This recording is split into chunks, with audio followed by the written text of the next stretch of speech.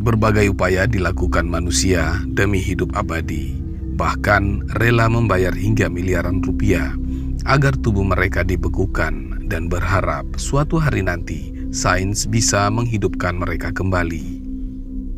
Diketahui, Dr. James Bedford merupakan manusia beku pertama di dunia.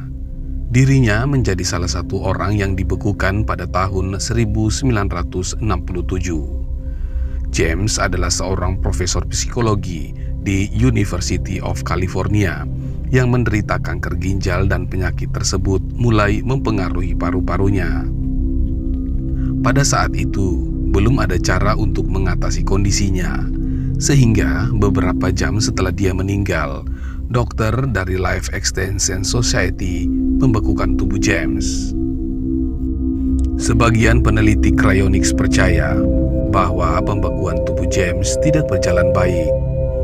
Para dokter berpendapat bahwa hal tersebut dapat menyebabkan kerusakan permanen pada otaknya, sehingga tidak mungkin dapat mengembalikan orang yang sudah meninggal.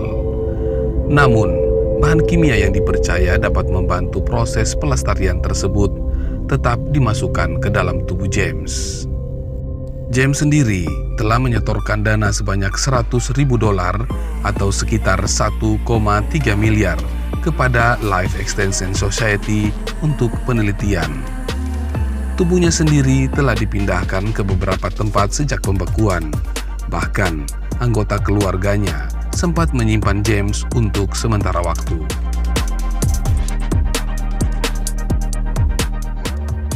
Sejumlah miliarder terkenal juga melakukan hal yang sama demi mendapatkan hidup abadi dan dapat bangkit dari kematian. Di antaranya adalah miliarder Thiel dan koleganya Luke Noss, termasuk pembawa acara Larry King. Semuanya diketahui telah mengajukan permohonan untuk pembekuan tubuh mereka saat mereka mati demi kesempatan untuk hidup kembali. Berdasarkan data dari Alcor Life Extension Foundation, mereka yang ingin membekukan dan mengawetkan seluruh tubuh harus membayar 152 pound atau lebih dari 3 miliar atau 61.000 tabel, lebih dari 1,2 miliar. Gelontoran uang fantastis ini hanya untuk membekukan dan mengawetkan kepala secara terpisah. Tujuannya adalah di masa depan mereka bisa dihidupkan kembali, meski tak ada jaminan untuk ini. Perusahaan Rusia juga menawarkan jasa pembekuan otak untuk orang yang ingin dibangkitkan kembali di masa depan. Salah seorang klien perusahaan ini adalah Alexei Voronenkov. Saat ibu Alexei yang berusia 70 tahun meninggal, dia membayar perusahaan tersebut untuk membekukan otak ibunya dan menyimpannya, dengan harapan terobosan dalam sains suatu hari nanti akan dapat menghidupkannya kembali. Ibu Alexei adalah salah satu dari 71 otak dan mayat manusia yang oleh perusahaan cryonics Rusia, Cryorus, disebut sebagai pasien. Organ manusia tersebut mengambang dalam nitrogen cair di salah satu tong setinggi beberapa meter di sebuah gudang logam bergelombang di luar Moskow. Otak manusia itu disimpan pada suhu 196 derajat Celcius dengan tujuan melindungi otak dari kerusakan. Meskipun saat ini tidak ada bukti sains akan dapat menghidupkan kembali orang mati. Voronenkov mengatakan, "Saya melakukan ini karena kami sangat dekat dan saya pikir itu adalah satu-satunya kesempatan bagi kami untuk bertemu di masa depan," kata Voronenkov.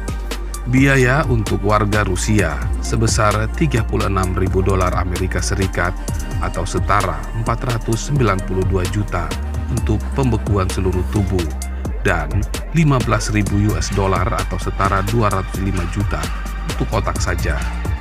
Sementara biaya sedikit lebih tinggi untuk orang non-Rusia, Perusahaan itu mengatakan mereka adalah satu-satunya perusahaan di Rusia yang menawarkan jasa cryonics ini.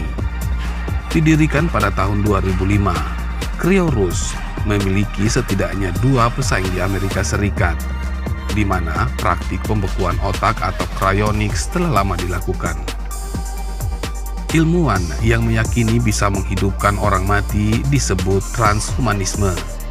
Kelompok ini percaya bahwa manusia suatu hari nanti bisa hidup selamanya dan bahkan bisa menghidupkan orang mati. Alexei Turshin adalah seorang akademisi Rusia yang telah mendedikasikan karyanya untuk mengajar keabadian. Seperti dilansir dari Daily Star, Minggu tanggal 22 bulan Maret 2001. Dia terinspirasi oleh kematian seorang teman masa kecilnya ketika dia baru berusia 11 tahun. Dia telah menerbitkan beberapa buku tentang subjek tersebut. Belum lama ini, Turshin menulis sebuah makalah berjudul Klasifikasi Pendekatan Kebangkitan Teknologi untuk Foundation Science for Life Extension di Moskow. Ditulis bersama sarjana lainnya, yakni Maxim Cheryakov.